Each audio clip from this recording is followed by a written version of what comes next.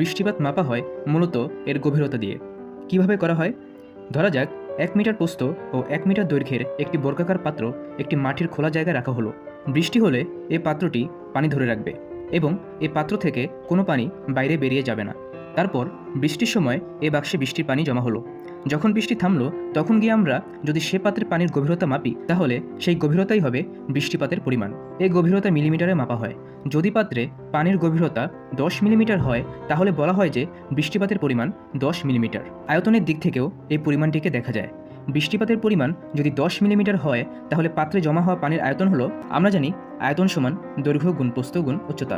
10 millimetre বৃষ্টিপাতের জন্য এখানে দৈর্ঘ্য হবে 1 মিটার, প্রস্থ হবে 1 মিটার এবং উচ্চতা হবে 0.01 মিটার।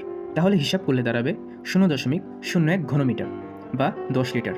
বলা বাহুল্য 1 ঘনমিটার সমান 1000 লিটার, অর্থাৎ 0.01 ঘনমিটার মানে হচ্ছে